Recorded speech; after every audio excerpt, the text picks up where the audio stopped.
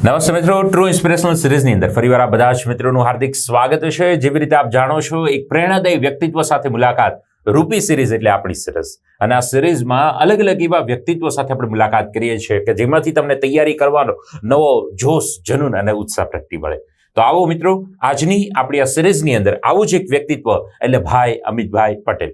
Exam એક બે નહીં, પણ જેમણે અનેક પ્રયાસો, અનેક સંઘર્ષ કર્યા છે, એક્ઝામોની હારમાળા રચી દીધી છે. હા, સફળતા ભલે અમુકમાં જ મળી હોય, પણ અનુભવ અને સંઘર્ષનું એક ખૂબ શ્રેષ્ઠ ઉદાહરણ એટલે ભાઈ અમિતભાઈ, જેમણે પીઆઈની અંદર 3rd રેન્ક અચીવ કર્યો છે.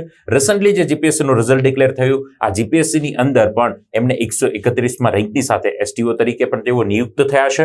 અને આવી જેમની સંઘર્ષભરી ગાથા છે એવા ભાઈ સાથે આપણે મુલાકાત કરીએ. તો વધુ સમય ન લેતા મુલાકાત કરીએ અમિતભાઈ પટેલ સાથે. અમિતભાઈ, આપનું હાર્દિક સ્વાગત છે અમારા પ્લેટફોર્મ પર.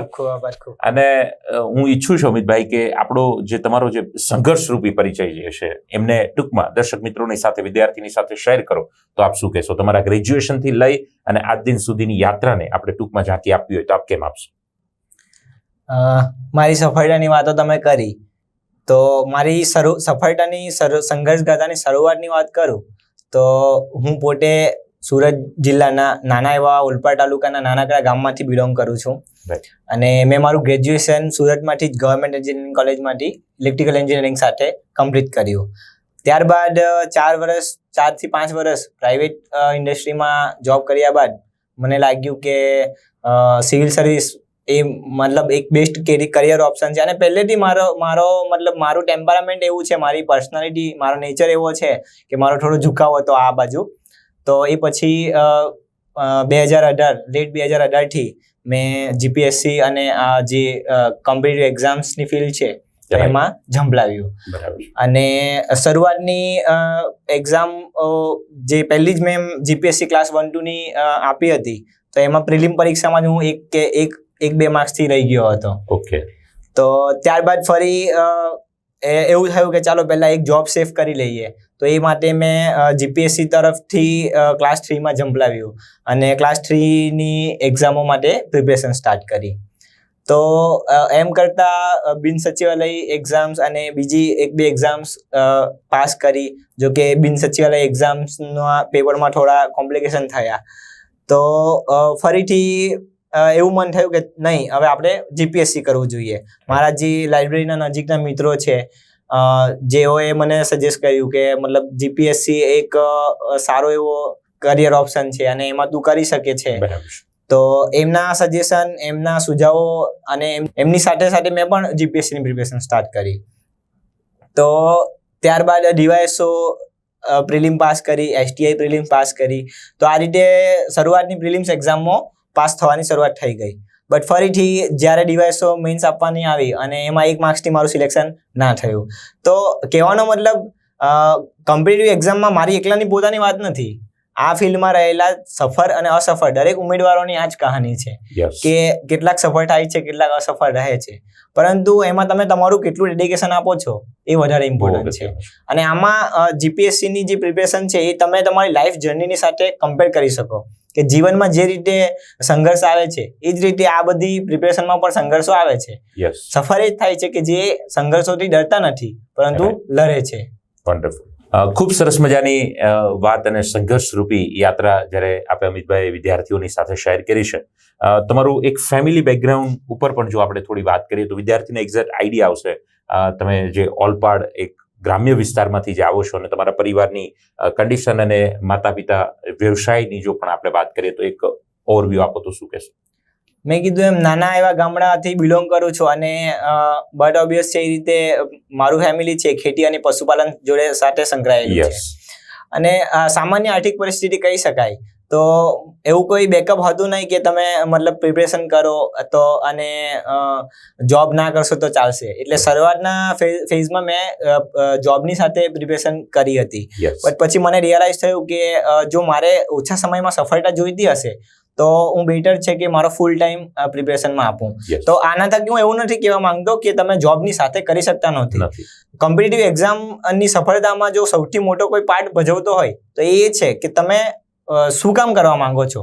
મતલબ તમારું જે વાય ફેક્ટર છે કે why you want to do this, તો એ જેટલું સ્ટ્રોંગ હશે ને તો તમે કોઈ પણ પરિસ્થિતિમાં, કોઈ પણ સામાન્ય આર્થિક પરિસ્થિતિમાં, કોઈ પણ બેકગ્રાઉન્ડમાં, કોઈ પણ વિથિન જોબ, વિધાઉટ જોબ તમે ચોક્કસથી કરી શકો છો.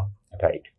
પણ ઘણી વખત હું એવું જોતો હોઉં છું અમિતભાઈ, ઘણા મિત્રો જે તૈયારી કરતા હોય છે એ આજે વાય કીધું, વાય ફેક્ટર, શા માટે, એ એક ડિઝાયર છે અને જો એ ક્લિક થઈ જાય તો બધું ક્લિક થઈ જાય. યસ, પણ ઘણી વખત વિદ્યાર્થી આ વાય ફાઇન્ડ કરવામાં જ નિષ્ફળ જતા હોય છે, અથવા તો વાય હોતું જ નથી ઘણા વિદ્યાર્થીઓમાં. તો એ કેવી રીતે આઈડેન્ટિફાય કરવું? અથવા તો ઘણા વિદ્યાર્થી કે મને વાય નથી પણ આઈ વોન્ટ ટુ કે આઈડેન્ટિફાય માય વાય, તો એને કેવી રીતે એ ક્રિએટ કરી શકે? તો આ માટે એક 2 લાઇનમાં હું આન્સર આપવા માંગુ છું કે તમારી જાતનું સેલ્ફ ઇન્ટ્રોસ્પેક્શન કરો. ઓકે.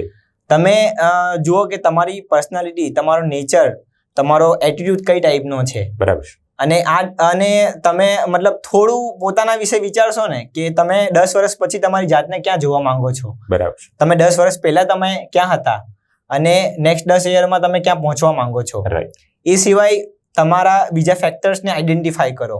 જો આટલું કરશો ને તો તમને તમારું વાય ફેક્ટર ચોક્કસથી મળી જશે. કારણ કે દરેકે જીવનમાં એઝ અ હ્યુમન, માણસ તરીકે આપણને મહત્વાકાંક્ષા હોય જ છે.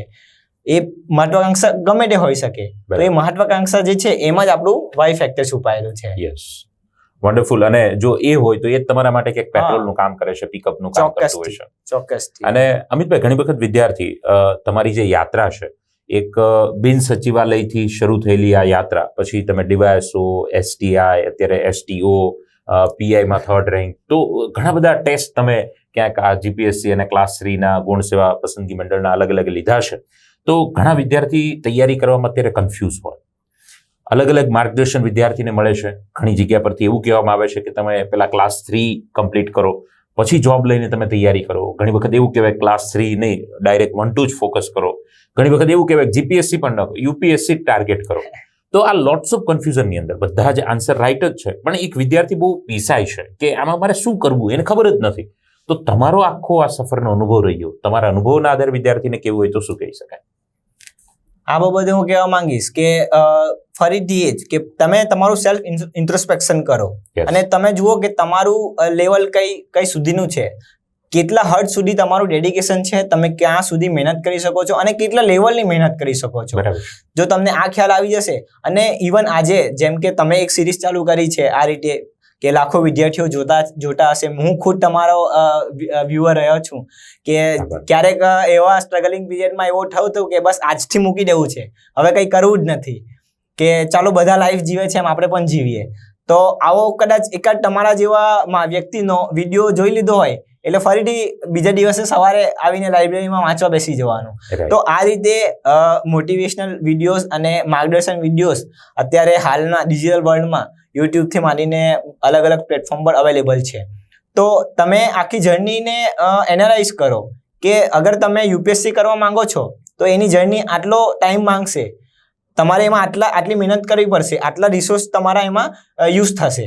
તો આ રીતે તમે દરેક એક્ઝામનું, યુપીએસસીનું આપણે ફક્ત એક્ઝામ્પલ આપ્યું છે, પણ આ રીતે તમે દરેક એક્ઝામનું અને વર્ગ 3 થી લઈને વર્ગ 1-2 સુધી દરેક પોસ્ટનું અલગ અલગ એનાલિસિસ કરશો તો ચોક્કસથી તમને એનો આન્સર મળી જશે કે તમે શું કરવા માંગો છો અને તમે કેટલું કરી શકશો.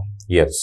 અને જ્યારે એક વિદ્યાર્થી એન્જિનિયરિંગ કરતો હોય કે ગ્રેજ્યુએશનના કોઈ પણ મોડમાંથી એ જ્યારે એન્જિનિયરિંગ અથવા તો બીકોમ, બીબીએ, બીસીએ, એની ગ્રેજ્યુએશન વિદ્યાર્થી પછી ગવર્મેન્ટ સેક્ટરમાં આવવાનું જ્યારે વિચારે તો કેવા માઇન્ડસેટથી આવવું જોઈએ? તૈયારી કરતા પહેલા એની તૈયારી શું જોઈએ? જેથી કરીને ઘણી વખત હું એવું જોયું છે કે 3-4 વર્ષ ગ્રેજ્યુએશનમાં બગાડે છે, એટલે કે એમાં જોબ નથી કરતા, એટલે waste of time, waste of money, waste of energy થાય છે.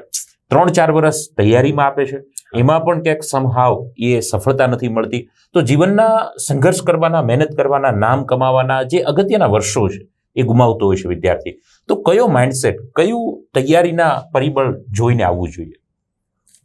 પર્ટિક્યુલર જો કોમ્પિટિટિવ એક્ઝામ્સની હું વાત કરું તો મારી સમજણ પ્રમાણે હું એવું કહેવા માંગીશ કે આ ફિલ્ડ મતલબ એઝ અ સિવિલ સર્વન્ટ, તમે શું કામ સિવિલ સર્વન્ટ તમે બનવા માંગો છો તો એ પૈસા માટે, સ્ટેટસ માટે અથવા તો એ પ્રાયોરિટી હોઈ શકે, બટ જો તમે એવા માઇન્ડસેટથી આવશો ને તો ચોક્કસથી તમારી અંદર જે તૈયારીની જે ક્યુરિયોસિટી છે, જે અંદરની આગ છે એ તમને મતલબ એટલી હેલ્પફુલ નહીં રહેશે.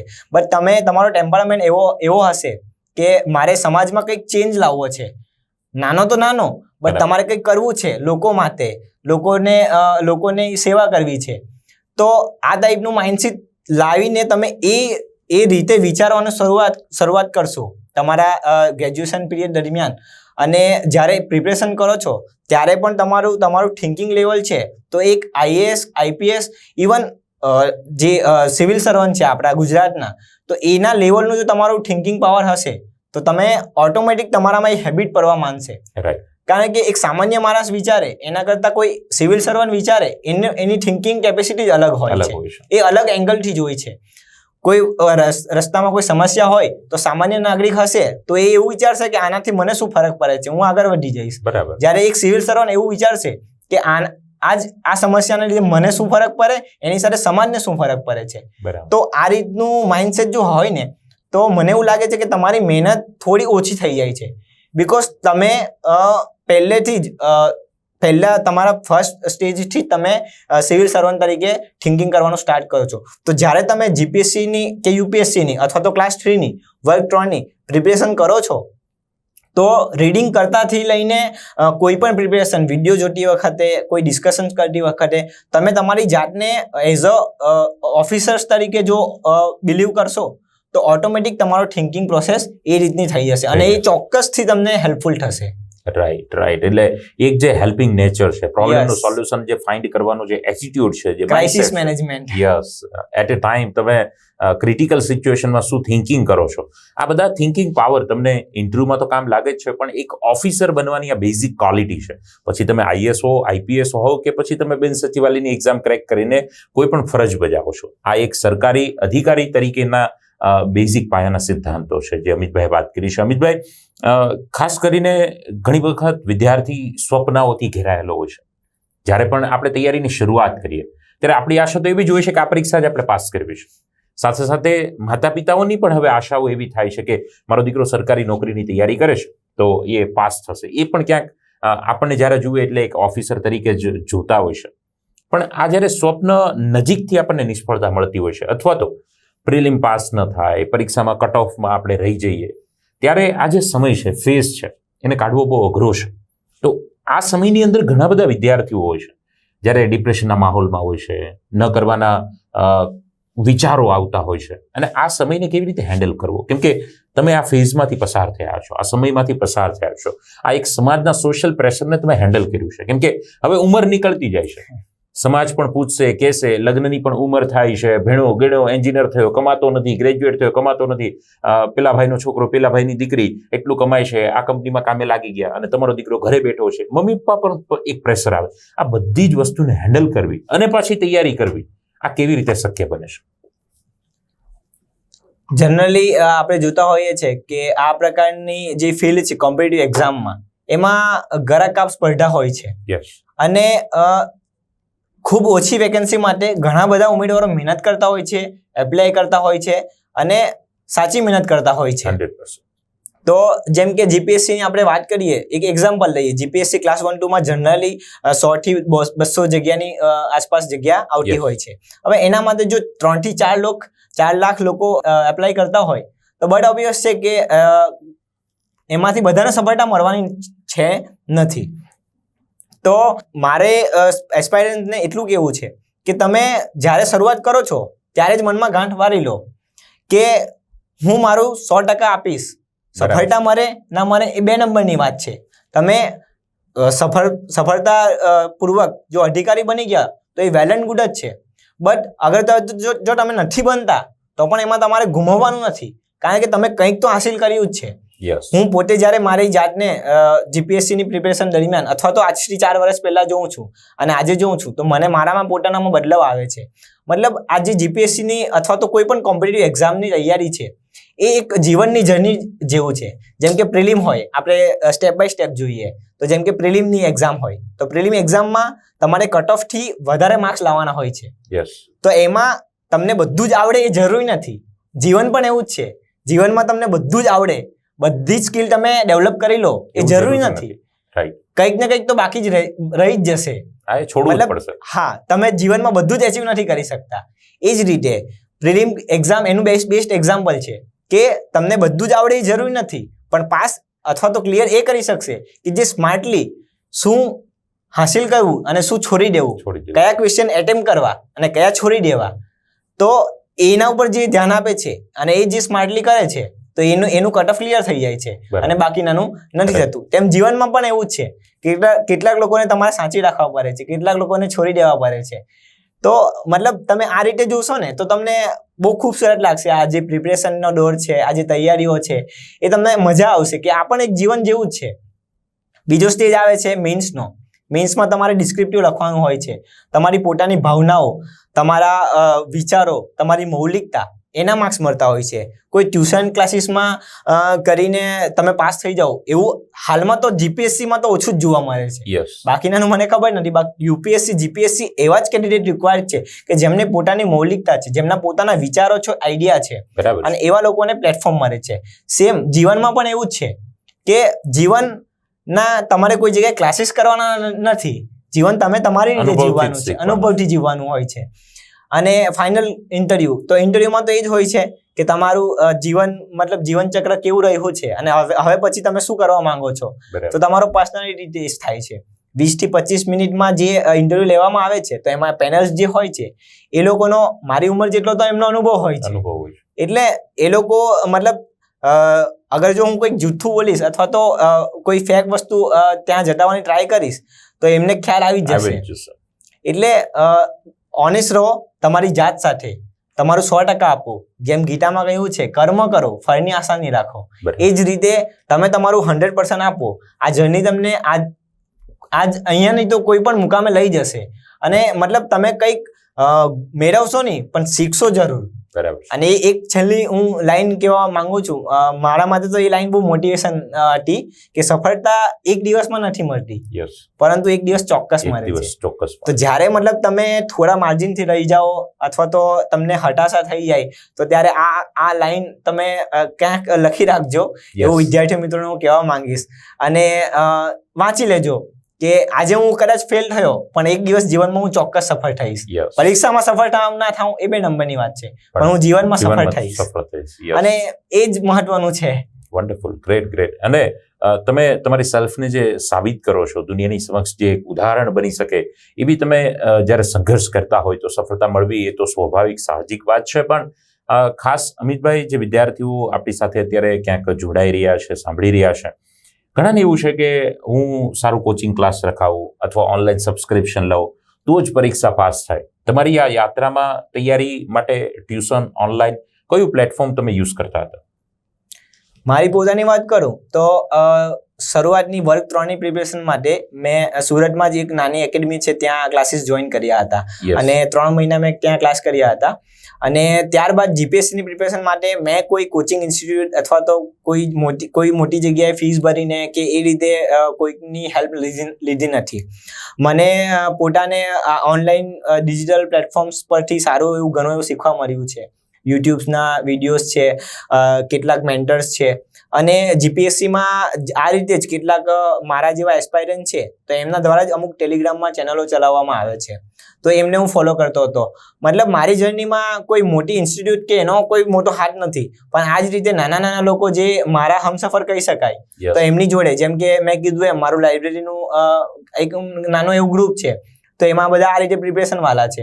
તો એમની સાથે એમની જોડે હું શીખ્યો છું. આજે આ માધ્યમથી પણ હું કહેવા માંગીશ કે આજે હું જે કંઈ છું એના માટે એવો પણ જવાબદાર છે. એ લોકો નિમિત્ત છે મારી આ સફળતા બાબતે. અને મારી આ જર્નીમાં જે એવા નાના મોટા લોકો જે એમણે મને હેલ્પ કરી છે, નાની મોટી, દરેકનો હું તમારા માધ્યમથી, આ યુટ્યુબના માધ્યમથી આભાર માનવા માંગીશ. અને એટલું એડ કરીશ કે હા, તમે સેલ્ફ પ્રિપરેશન કરી શકો છો. આજે ડિજિટલી દુનિયા એટલી ડેવલપ થઈ ગઈ છે કે બધું જ અવેલેબલ છે ઓનલાઈન. તમે ટ્વિટરથી લઈને યુટ્યુબથી લઈને અલગ અલગ પ્લેટફોર્મ, વોટ્સએપ, ટેલિગ્રામ, અને આ દરેકમાં તમને રિસોર્સિસ પણ એટલા મળી રહેશે. ઇવન જે મટીરિયલ છે એ પણ તમને ડિજિટલી અવેલેબલ છે. જરૂરી નથી કે તમે બુક્સ જ વાંચો. બટ એ હું કોઈ એવો વન ફિટ ઓલ સોલ્યુશન આપવા નથી માંગતો. તમે તમારી રીતે પ્રિફર કરી શકો છો. જો તમને બુક્સ ગમે છે તો તમે બુક્સ ફોલો કરી શકો છો. તમને ઓનલાઈન મીડિયમ ગમે છે તો તમે એ ફોલો કરી શકો છો. મતલબ જરૂરી નથી કે કોઈએ આવું કર્યું તો આપણે આવું કરશું તો સફળતા મળશે. રાઈટ. મેં કીધું એમ તમે તમારું પોતાનું ઇન્ટ્રોસ્પેક્શન કરો અને જુઓ કે તમને શેમાં મજા આવે છે અને જેમાં મજા આવે એ જ કરો. બરાબર છે. ખૂબ સરસ મજાની વાત સાહેબ આપે કરી. અને ખાસ કરીને અમિતભાઈ, જે યુટ્યુબ છે એક વિદ્યાર્થી માટે આશીર્વાદરૂપ પણ બનતું હોય છે, અને ક્યાંક જો એનો પ્રોપર ઉપયોગ કરવામાં ન આવે તો એ જ આ પ્લેટફોર્મ તમને તકલીફ આપતું હોય છે. યુટ્યુબ પર કઈ કઈ ચેનલો જે તમને સ્ટડી દરમિયાન ખૂબ ઉપયોગી સાબિત થઈ હોય, જે તમારા અલગ સબ્જેક્ટ્સ મટીરિયલ્સ ક્યાંક કમ્પ્લીટ કરવા, તો એ વિદ્યાર્થીઓ એ ચેનલ પણ પ્રિફર કરી શકે? હું મારું સજેશન કરીશ તો જીપીએસસી ઓનલાઈન નામથી એક ચેનલ હાલમાં રિસન્ટલી જ શરૂઆત કરવામાં આવી છે. તો અને એમાં પાર્થ સોરઠિયા સાહેબ એક સારા એવા લેક્ચરર છે. એમના એટલે મારા તો કલીગ કહી શકાય, અમે ઇન્ટરવ્યુમાં પણ જોડે હતા એમની જોડે. અને બસ એમના મતલબ વિડીયોઝ કરંટ અફેર્સથી લઈને બીજા બધા વિડીયોઝ જોયા છે. એ સિવાય બીજી ચેનલ્સો તો જોઈએ તો દૃષ્ટિ આઈએસ ચેનલ્સ છે. જો આ કોમ્પિટિટિવ એક્ઝામના મિત્રો ભાગ્યે જ કોઈ એવા હશે કે જે એમનાથી માહિતગારની હશે. એ સિવાય સ્ટડી આઈક્યુ નામથી ચેનલ છે. તો આ ટાઈપની જે ચેનલો છે. એ સિવાય અનએકેડમીના જે ટ્યુટર્સ છે, તો એમાં પણ તમને સારા એવા વિડીયોઝ જોવા મળી જશે. આમાં કેવું છે કે તમારો જે જીપીએસસીનો સિલેબસ છે, તો એમાં તમે ટોપિક વાઇઝ એનાલિસિસ કરો અને એ ટોપિકને યુટ્યુબ અથવા તો આવા પ્લેટફોર્મ પર સર્ચ મારશો તો મે બી એવું પોસિબલ છે કે તમે કોઈ બુક્સમાં જે મટીરિયલ તમને મળે છે એના કરતાં ઓછી મહેનતમાં અને સારી રીતે તમે ઓનલાઈન પ્લેટફોર્મ પર શીખી શકો છો. રાઈટ. તો આ રીતની આ જે ચેનલો છે એ બધી હું ફોલો કરતો હતો. રાઈટ. અને ખાસ કરીને અમિતભાઈ, વિદ્યાર્થી જ્યારે તૈયારીની શરૂઆત કરે અથવા તો તૈયારી કરતો વિદ્યાર્થી હોય, એમને એક એવો પ્રશ્ન થતો હોય કે યાર કેટલી કલાક મહેનત કરું તો હું પાસ થઈ જતો હોઉં છું, કેટલી કલાક વાંચું તો મારા ચાન્સ વધી જતા હોય છે, અથવા તો એક આઈડિયલી કેટલી કલાકનો સંઘર્ષ જોઈએ. તમારું જનરલી ટાઈમ ટેબલ શું રહેતું હતું અને કેટલી કલાકની આપની મહેનત રહેતી હતી અને મહેનત કરવાની તમારી રીત કેવી હતી? જો મારું જણાવું તો મારો એક સ્કેડ્યુલ એ રીતનું હતું કે સવારે 8 વાગ્યા જેવું લાઇબ્રેરી હાજર થઈ જવાનું, ઘરેથી ટિફિન લઈ આવવાનું અને લાઇબ્રેરીમાં વાંચવાનું, બપોરે ટિફિન જમીને ફરીથી વાંચવાનું અને સાંજે 8 વાગે ઘરે જવાનું. જો કે આનાથી હું એવો દાવો નથી કરતો કે હું 12 કલાક વાંચતો હતો, 10 કલાક વાંચતો હતો. ના, એવું હોતું નથી. જનરલી આવું કહેવામાં આવતું હોય છે, બટ મેં કીધું એમ કે દરેક માટે એક સોલ્યુશન ફિટ ના થઈ શકે.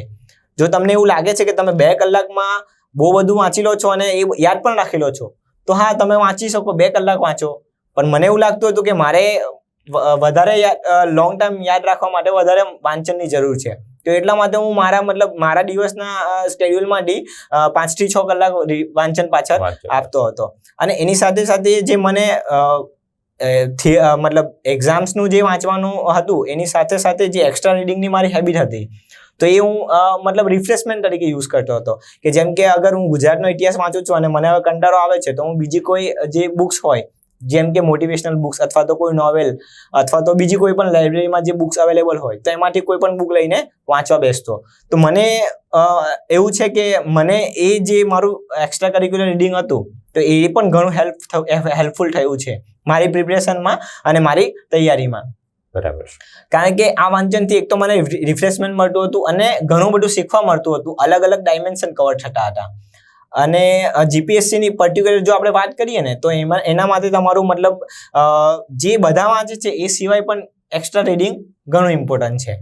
તો આ રીતનું મારું સ્કેડ્યુલ હતું. પણ હું એવું નથી કહેવા માંગતો કે તમારે 8 કલાક વાંચવાનું છે, 10 કલાક વાંચવાનું છે. તમે તમારી અનુકૂળતા પ્રમાણે કરી શકો છો. જો તમને લાગે છે કે તમે 4 કલાકમાં સારું એવું કવર કરી શકો છો, તો બેટર છે કે 4 કલાક તમારું વાંચન કરો, બાકીનામાં તમારી જે હોબી હોય એ ડેવલપ કરો. અને પ્રિપરેશનમાં 8માં રેડી રહેવાનો છે, પણ આ જ પ્રિપરેશન જ જિંદગી છે એવું નથી. તમે કરો એ મનથી કરો, ખૂબ દિલથી કરો, બટ તમે સફળ થશો, અધિકારી બનશો, તો જ તમારી જિંદગી સારી ચાલવાની છે એવું નથી. એટલે આ રીતે વિચારશો તો તમને જે હતાશા, ડિપ્રેશન, જે પ્રકારની ફિલિંગ્સ આવે છે એ ઓછી આવશે. રાઈટ. ખૂબ સરસ મજાની માહિતી સાહેબ જ્યારે આપ શેર કરી રહ્યા છો, ત્યારે અમિતભાઈ, આપની પાસેથી એવા જ સવાલોના જવાબો વિદ્યાર્થીઓને જોઈએ છે. મેજોરિટી બુક સોર્સ કયા હોય, કેવી રીતે તૈયારી આઈડિયલી કરે, એ તો ઘણા બધા ઇન્ટરવ્યુઝ વિદ્યાર્થીઓ પાસે છે જ.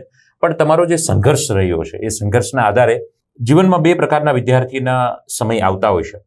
એકદમ ખરાબ સમય, એકદમ વર્સ્ટ સિચ્યુએશન, કે આપણને સેજ પણ આશાનું કિરણ ન દેખાતું હોય, આપણને એમ લાગે કે બસ હવે ક્વિટ કરી દઉં, છોડી દઉં, મારી સાથે જ આમ થાય છે, નસીબમાં નથી, કિસ્મતમાં નથી, હવે મારાથી નહીં થઈ શકે, એવું કંઈક વિચારતા હોય. ને એક એવો સમય છે જ્યારે આપણું જોયેલું સ્વપ્ન હોય એ કરતાં પણ વધુ સારી આપણને સફળતા મળે, અનએક્સપેક્ટેડ આપણને જ્યારે સક્સેસ મળે, આપણને એવો વિચાર હોય કે પાસ થઈ જાય તો સારું, પણ એની જગ્યા પર જ્યારે આપણે ટોપ કરતા હોઈએ તો એક વિશેષ આનંદ થતો હોય છે. તો આ બંને ફેઝની અનુભૂતિ તમે ક્યાંક કરેલી છે? આ અનુભૂતિ વિશે વિદ્યાર્થીઓને વાત કરો તો આપ શું કહેશો? આ અનુભૂતિ બાબતમાં હું કહેવા માંગીશ કે જ્યારે ફર્સ્ટ તમે કીધું એમ કે એવો ફેઝ આવે છે કે બસ પૂરું, હવે મતલબ આજથી આ ટાઈમથી મારે હવે નથી કરવું, ક્વિટ કરવું છે, તો એવા સ્ટેજ દરમિયાન હું એવું કહેવા માંગીશ કે તમે વિચાર લાવો કે તમે શું કામ શરૂઆત કરી હતી. ઓકે, મેં કીધું એમ કે વાય, જો તમારો વાય ફેક્ટર મજબૂત હશે કે આ તમે શું કામ કરવા માંગો છો, આ જર્નીમાં તમે શું કામ જોડાયા છો, જો એ જેટલો મજબૂત હશે અને એ યાદ કરશો ને તો ઓટોમેટિક તમારી નિરાશા એ હશે. નિરાશ થવું એ ખોટી વાત નથી, મતલબ માણસ તરીકે આપણા ઇમોશન્સમાં આવી જ જાય, જો ના આવે તો તમે માણસ નથી. બરાબર. તો એ વસ્તુને પણ નજીકથી ઓબ્ઝર્વ કરો, એ પીરિયડને થોડો ટાઈમ આપો અને ત્યાંથી છોડી દેવાના બદલે વિચારો કે આ પ્રિપરેશન, આ જર્ની, કોમ્પિટિટિવ એક્ઝામમાં તમે શું કામ આવ્યા હતા અને શું કામ તમે આવું કરવા માંગો છો, તમે પોતાનાથી શું ચાહો છો. જો તમે આ રીતનું થોડું થિંકિંગ કરશો ને તો ઓટોમેટિક જે તમારી નિરાશા છે એ મોમેન્ટરી રહેશે. હું એવું નથી કહેતો કે નિરાશા આવશે જ નહીં, બટ તમે ફરીથી બીજા દિવસે એક નવા સ્ટાર્ટ સાથે શરૂઆત કરી શકશો. અને મેં કીધું એમ કે એક દિવસમાં સફળ નથી થવાના તમે, પણ એક દિવસ ચોક્કસ થશો. અને આ જર્ની તમને ઘણું બધું શીખવાડે છે, ઘણું બધું. કદાચ જે મિત્રોએ શરૂઆત કરી હશે એમને આઈડિયા ના હોય, બટ તમે જે આ જર્ની દરમિયાન જે શીખશો ને એ જોબ મેળવવા કરતાં પણ વધારે ઇમ્પોર્ટન્ટ હશે, એવું હું પર્સનલી માનું છું. અને બીજી સિચ્યુએશન કીધી કે જ્યારે તમને એક્સપેક્ટેશન જ ના હોય કે તમે પાસ થશો કે શું થશે, અથવા તો અને બહુ તમને ભવ્ય સફળતા મળે, સારા રેન્કથી તમે પાસ થઈ જાઓ, તમને જોબ મળે, એ સાથે તમને એવું લાગે કે બસ હવે જીવનમાં બધું જ મળવા માંડ્યું છે, તો ત્યારે પણ હું એ જ કહીશ કે ત્યારે પણ વાય ફેક્ટર યાદ કરજો કે તમે શું કામ શરૂઆત કરેલી. તમે શરૂઆત એટલા માટે કરી હતી કે તમે સમાજમાં પોઝિટિવ ચેન્જ લાવવા માંગો છો, બટ આપણે થોડા ટાઈમ પછી જોઈએ છે કે આપણો ટેમ્પરામેન્ટ બદલાઈ જાય છે, લાઈક કે હવામાં ઉડવા માંડીએ છીએ. બટ એના કરતાં બેટર છે કે તમે આ સિચ્યુએશનમાં પણ તમારી જર્નીમાં જે લોકો છે એને યાદ રાખો, એમનો આભાર માનો, તમારી સિચ્યુએશન માટે ભગવાનનો આભાર માનો, ગ્રેટફુલ રહો ઓલવેઝ. અને જો તમે આ રીતે રહેશો તો એ સ્થિતિમાં પણ તમે તમારી જાતને સંભાળીને રાખી શકશો, એવું હું માનું છું. રાઈટ. એટલે ઓલું કહેવાય છે ને કે દુઃખમાં ડગી ન જવું, સુખમાં સકી ન જવું, એવી ક્યાંક આ વાત છે. અને અમિતભાઈ, આપણે જ્યારે આ શેર કરી જ રહ્યા છીએ ત્યારે તમારી જે પીઆઈની જે સફળતા છે અને જે રિઝલ્ટની અંદર જ્યારે 3rd રેન્ક તમે, એ ન્યૂઝ તમને જ્યારે સાંભળ્યા, જ્યારે ન્યૂઝ મળ્યા, એ માહોલ, એ પરિસ્થિતિ, એમનું વર્ણન વિદ્યાર્થીની સાથે એટલા માટે હું ઈચ્છું છું કેમ કે ઘણી વખત આ જે મોમેન્ટ્સ છે, આ જે પલ છે, એક વિદ્યાર્થીનું ડ્રીમ બની જતું હોય છે. અને કદાચ અન્ય પણ અમિતભાઈ ઊભા થાય એવા રૂપ, એવા આશયની સાથે તમે એ વાતનું વર્ણન જો કરી શકો તો આપ શું કહેશો? જો સાચું જો કહું તો એ ફિલિંગ જે છે એ અનડિસ્ક્રાઇબેબલ છે, મતલબ શબ્દોમાં તો હું એને વર્ણન કરી શકતો નથી, બટ હું ટ્રાય કરું છું. તો જ્યારે પોલીસ ઇન્સ્પેક્ટરનું રિઝલ્ટ આવ્યું હતું અને હું લાઇબ્રેરીમાં મારા મિત્રોની પાસે હાજર હતો અને રિઝલ્ટ જોયું, તો મતલબ પહેલાં તો મને વિશ્વાસ થતો નહીં હતો, મતલબ મારું આ બોડી શૂન્ય થઈ ગયું હતું થોડી સેકન્ડ્સ માટે. અને મિત્રોએ પછી ખૂબ શુભકામનાઓ પાઠવી. ત્યારબાદ હું ઘરે ગયો, ઘરે પણ પરિવારના લોકો, ગામના લોકો અને મતલબ ખાસી એવી ભીડ હતી ઘરે. અને જ્યારે હું મારા માતા પિતાને મળ્યો ત્યારે બસ મારાથી મતલબ આંખમાં આંસુ જ આવી ગયા, એ ટાઈપનું હતું. મતલબ આ ફિલિંગ ડિસ્ક્રાઇબ જ ના કરી શકાય, એ રીતનું છે. બટ હું કહેવા માંગુ છું કે જે મિત્રો ને એવું લાગે છે ને કે મતલબ કરીએ કે નહીં કરીએ, આજે મહેનત કરીએ કાલે મળશે કે નહીં મળશે, તો એ લોકોએ એ યદ રાખવું જોઈએ કે જ્યારે આ મોમેન્ટ આવશે ને તમારી લાઈફમાં, પણ આજે નહીં કાલે ગમે ત્યારે આવશે, અને આ મોમેન્ટ જ્યારે આવશે ને ત્યારે તમને એવું લાગશે કે યસ, ઇટ વોઝ વર્થ. મતલબ તમારી જે મહેનત છે, તમારી જે સ્ટ્રગલ છે, તમારા જે કહેવાય છે ને કે કોમ્પિટિટિવ એક્ઝામની ફિલ્ડમાં જે વ્યક્તિ હોય ને એ સમાજથી આખો અલગ થઈ જાય. એને કદાચ લોકો ગાંડા કહેવા માંડે, એ કોઈક તમારા તહેવારોમાં તમને જોવા ના મળે, કોઈક લગ્ન પ્રસંગ કે સારા માઠા પ્રસંગો તમે એની હાજરી અનુભવો ના. તો આ જે મતલબ વ્યક્તિને એવું લાગે કે હું બીજાથી દૂર છૂટી જવાનો, ડિટેચ થઈ જવાનો, કે સમાજ આગળ વધી જાય છે અને હું ત્યાંનો ત્યાં જ છું. બટ આ મોમેન્ટમાં એ બધું જ કવર થઈ જાય છે. મતલબ એ જે દૂરી હોય છે કે તમે લાઇબ્રેરીમાં વાંચતા હોય, તમારા મિત્રો પાર્ટી કરતા હોય છે, તો એ તમને એવું લાગે કે એ લોકો લાઈફમાં આગળ વધી ગયા છે, કોઈ મેરેજ કરીને આગળ વધી ગયું, કોઈ વેપાર ધંધામાં આગળ વધી ગયું છે, અને તમે લાઇબ્રેરીના ખૂણામાં બેસીને મતલબ વાંચો છો. અને તો આ મોમેન્ટમાં એટલું યાદ રાખજો કે જ્યારે સફળતાની મોમેન્ટ આવે છે ને, ત્યારે તમારા લાઈફની આજે બધી આખી જર્ની છે તમારા આંખ આગળથી જશે અને તમે તમારી જાતને કહેશો કે નો, ઇટ વોઝ વર્થ. મતલબ જે મહેનત કરી, જે સ્ટ્રગલ કરી, એ બધું આ મોમેન્ટ માટે વર્થ હતું. એટલું તમે ચોક્કસથી ફીલ કરશો. અને એ તમે કોઈના શબ્દોથી સાંભળીને અહેસાસ એનો મહેસૂસ ના કરી શકો. તમે જ્યારે જાતે ફીલ કરશો ને, ત્યારે જ તમે કહેશો કે યસ, ઇટ વોઝ રાઈટ. અને અમિતભાઈ, તમારી આ જે પરીક્ષાની જે સફળતા છે, આપણે જીપીએસસીમાં પણ સફળતા પ્રાપ્ત કરી, પીઆઈમાં પણ સફળતા જે આપણે પ્રાપ્ત કરી છે, તો આ યાત્રા દરમિયાન તમારું જે સ્કેડ્યુલ જે તમે આગળ પણ વાત કરી, રિવિઝન અને નોટ્સ તમે કેવી રીતે બનાવતા અને કેવી રીતે રિવિઝન કરતા, એ માટે કેવી રીતે સમય ફાળવતા, કેટલો સમય ફાળવતા, ક્યારે આપ રિવિઝન કરતા હતા? Revision is the key. જે રીતે બધા જ સફળ ઉમેદવારો કહેતા હોય છે, એ મારું પણ એ જ માનવું છે કે અલગ અલગ વાંચવાની જગ્યાએ, જેમ કે એક જ સબ્જેક્ટ માટે 10 અલગ બુક વાંચો, એના કરતાં એક બુકને 10 વખત રિવાઇઝ કરો. જનરલ વાત છે. અત્યાર સુધી તો બધાને આ વાત ખબર હોવી જ જોઈએ. હવે તો એમાં હું એવું કહેવા માંગીશ કે પ્રિપેરેશનની સ્ટાર્ટિંગના ફેઝમાં જ તમે શું રિક્વાયરમેન્ટ છે, અગર જીપીએસસીની પરીક્ષા તમે આપો છો, તો જીપીએસસી તમારી પાસે એઝ અ ઉમેદવાર તરીકે શું ચાહે છે, બરાબર, તો એ તમે એનાલિસિસ કરો. તમે પેપરનું એનાલિસિસ કરો, તમે ટોપર્સની આન્સર કોપી જે પણ આજે અવેલેબલ છે ટેલિગ્રામમાં, ઇઝીલી અવેલેબલ છે, તો આ બધું વસ્તુનું તમે એનાલિસિસ કરશો તો તમને આપોઆપ ખબર પડશે કે તમારી પાસે જે આયોગ છે, જે એક્ઝામ લેનાર બોડી છે, એ પછી ક્લાસ 3ની હોય કે જીપીએસસી હોય કે યુપીએસસી હોય, તો એ તમારી પાસે શું રિક્વાયરમેન્ટ છે, એને શું જોઈએ છે તમારા વ્યક્તિત્વમાંથી. તો જો તમને એ ખ્યાલ આવશે ને, તો ઓટોમેટિક તમારું મતલબ આ જે છે નોટ્સ બનાવવાનું એ અકોર્ડિંગ થશે. બાકી પછી કેવું થશે કે તમે પહેલા મહેનત કરી લો છો, પછી જુઓ છો, પેપરનું એનાલિસિસ કરો છો, ટોપર્સની કોપી જુઓ છો, તો તમને એવું થશે કે યાર આવું તો મેં કંઈ કર્યું જ નથી. એના કરતાં બેટર છે કે પ્રિપેરેશનના શરૂઆતના ફેઝ દરમિયાન તમે કહેવાય ને કે જો તમને ઝાડ કાપવાનું કે, તો એ ઝાડ કાપવામાં જો 4 કલાક લાગતા હોય ને, તો 1 કલાક અથવા તો 3 કલાક તમે તમારી કુહાડીને ચીંડી કરવામાં નાખો, તો તમે અડધો કલાકમાં, બીજા અડધો કલાકમાં ઝાડ કાપી શકશો. એ જ રીતે તમારી શરૂઆતની જે ફેઝ દરમિયાન છે, તો આ બધું એનાલિસિસ કરો, એક પ્રોપર પ્લાન બનાવો કે હું આ રીતે આમાં વર્ક કરીશ, મહેનત કરીશ, અને એ બ્લુપ્રિન્ટને જો ફોલો કરશો ને, તો ચોક્કસથી તમે ઓછા ટાઈમમાં વધારે સફળતા મેળવી શકશો, એવું મારું માનવું છે.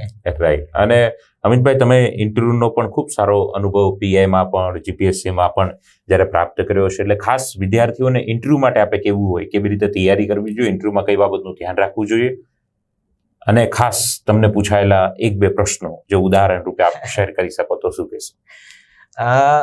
ઇન્ટરવ્યુઝ માટે હું એવું કહું છું, જેમ દાસા સાહેબ, આપણે જીપીએસસી આયોગના જે ચેરમેન સાહેબ શ્રી દિનેશ દાસા સાહેબ છે, એવું પણ વારંવાર આ બાબતે ક્લિયરિટી કરી ચૂક્યા છે કે ઇન્ટરવ્યુમાં તમારી પાસે નોલેજ કે તમારી પર્સનાલિટી તો એ વધારે ઇફેક્ટ નથી કરતી.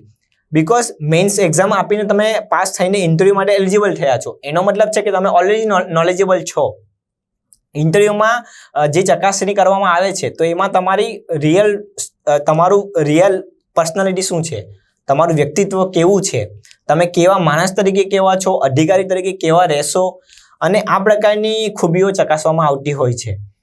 તો ઇન્ટરવ્યુની પ્રિપેરેશનમાં હું એટલું કહેવા માંગીશ કે બી ઓનેસ્ટ, જેવા છો એવા જ દેખાવો, અને જેવા છો એવો જ રહો. જીવન માટે પણ આ જ લાગુ પડે છે, અને ઇન્ટરવ્યુ માટે પણ આ જ લાગુ પડે છે. જો તમે બીજાના શૂઝમાં પગ નાખવા જશો ને, તો એ ચોક્કસથી તમને શૂટ ના થશે. એટલે જેવા છો તમે એવા જ દેખાવો, તમારી ઓરિજિનાલિટી, તમારી ઇન્ડિવિજ્યુઅલિટી ત્યાં ચેક કરવામાં આવે છે. નહીં કે તમે મતલબ કેટલું ફ્લુએન્ટ ઇંગ્લિશ બોલી શકો છો, કેવી તમારી હાઇટ, બોડી, પર્સનાલિટી છે, એ બધું ચેક કરવામાં નથી આવતું. બટ તમે તમારી ઇન્ડિવિજ્યુઅલિટી અને ઓરિજિનાલિટી ચેક કરવામાં આવે છે. અને જો પ્રશ્નોની વાત કરીએ તો પોલીસ ઇન્સ્પેક્ટર બાબતની આપણે વાત કરતા છે, તો એમાં મને યાદ છે ત્યાં સુધી મને વર્લ્ડ કરંટ અફેર્સના 1-2 ક્વેશ્ચન પૂછવામાં આવ્યા હતા. તો એ રિસન્ટ ટાઈમમાં અફઘાનિસ્તાન ક્રાઇસિસ ચાલતા હતા, તો એના વિશે મને ક્વેશ્ચન પૂછવામાં આવ્યા હતા. અને જેમણે મતલબ એ ક્વેશ્ચન પૂછ્યો એમણે જ મને બીજો ક્વેશ્ચન એ પૂછી નાખ્યો કે તમે કચ્છમાં પીઆઈ તરીકે તમારી પોસ્ટિંગ થશે તો તમે લેશો કે નહીં લેશો. બરાબર. તો મતલબ રૂરલ બેકગ્રાઉન્ડ છે તો તમે લેશો, એક્સેપ્ટ કરશો? મેં કીધું યસ સર, બિકોઝ હું પોતે રૂરલ બેકગ્રાઉન્ડમાંથી બિલોંગ કરું છું. મને એક્સપ્લોરેશન છે રૂરલ એરિયાનો, તો મને એવું લાગે છે કે હું બહુ સારું કામ કરી શકીશ. તો એમનો કાઉન્ટર ક્વેશ્ચન એ હતો, મતલબ તમે એવું નથી માનતા કે જો તમારું સિટી એરિયામાં પોસ્ટિંગ થાય તો તમને કંઈક નવું શીખવા મળશે?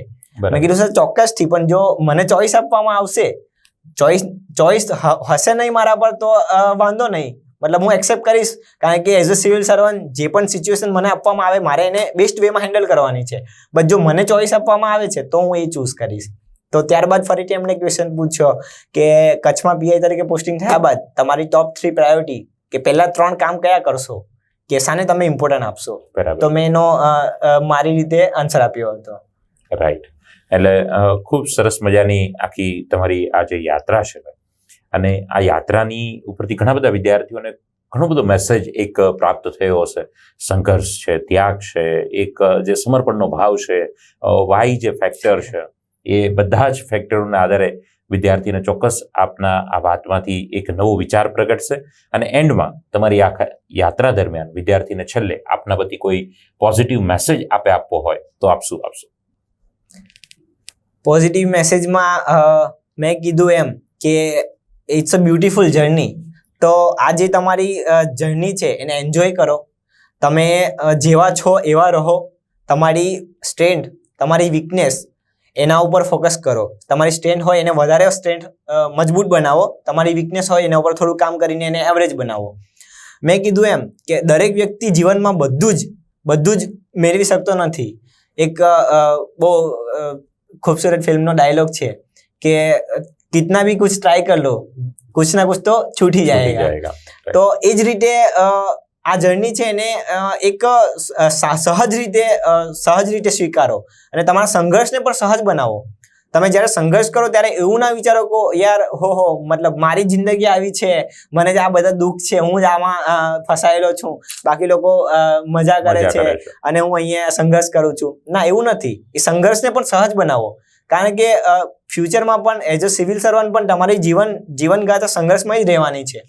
તમે સમાજમાં એક તમને જવાબદારી સોંપવામાં આવે છે તો કહેવાય છે કે with great power there comes great responsibility.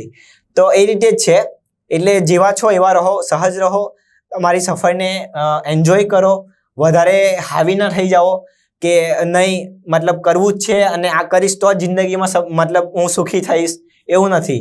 મતલબ જે છે એમાં આનંદમાં રહો અને જીવનની રીતે જુઓ. બસ એ જ પોઝિટિવ મેસેજ હું આપવા માંગીશ. રાઈટ. ખૂબ સરસ મજાની વાત અને ખૂબ સરસ મજાના વિચારો આપણે અમિતભાઈ પાસેથી સાંભળ્યા, અને આ વિચાર તમને ખૂબ સારી રીતે એક નવી પ્રેરણા, જોશ, જનૂન અને જુસ્સો ચોક્કસથી આપશે એવા ભાવ અને વિશ્વાસની સાથે આ ઇન્ટરવ્યુ થોડાક અલગ સવાલો પૂછવાનો અમે પ્રયાસ કર્યો. કેમ કે મોટાભાગના ઇન્ટરવ્યુની અંદર તમને બુક સોર્સ કેવી રીતે તૈયારી કરવી, ઇંગ્લિશ કેવી રીતે કવર કરવું, ઇન્ટરવ્યુની તૈયારી કેમ કરવી, મેન્સ કેવી રીતે તૈયારી કરવી, પ્રિલિમમાં કેવી રીતે કટ ઓફ આપણે આરામથી ક્રોસ કરી શકીએ, આવા બધા અનેક ઇન્ટરવ્યુ થયા છે. પણ એક સંઘર્ષરૂપી વિચાર આજના ઇન્ટરવ્યુમાં અમે રજૂ કરવાનો પ્રયાસ કર્યો છે. ઘણા લાંબા સમયથી સાહેબ સાથે વાતચીત ચાલતી, પણ અમુક સમય અને સંજોગ આજે આપની સાથે અમિતભાઈ સાથે મળવાનું થયું, અને અમિતભાઈએ દિલ ખોલીને જે આપણી સાથે સમય આપ્યો છે અને વાત કરી છે બદલ અમિતભાઈ આપનો ખૂબ ખૂબ આભાર. અને તમામ આપ દર્શક મિત્રોનો જે હર વખતે અમારી ચેનલ પર આવી રહ્યા છે અને અમારા પ્રયાસને બિરદાવવા માટે, કંઈક નવું શીખવા માટે, લર્નિંગ માટે આપ ઇન્ટરવ્યુને એન્ડ સુધી જોયો બદલ આપના ખૂબ ખૂબ આભારની સાથે આ વિડીયોને આપના ગ્રુપ સુધી, આપના મિત્ર સર્કલ સુધી એક શેર જરૂર એટલા માટે કરજો કે અન્ય પણ અમિતભાઈમાંથી પ્રેરણા પ્રાપ્ત કરી અને એમના પરિવારની આંખોમાં જોયેલા સ્વપ્નને સાકાર કરે અને એક નવી રોશની, એક નવો દીપક પ્રગટાવવાનો પ્રયત્ન થાય એવા ભાવ અને વિશ્વાસની સાથે હર વખતે એમને સાથ સહકાર આપવા બદલ આપના ખૂબ ખૂબ આભારની સાથે thank you very much to all of you. God bless you. Best of luck four bright future. જય હિન્દ, જય ભારત.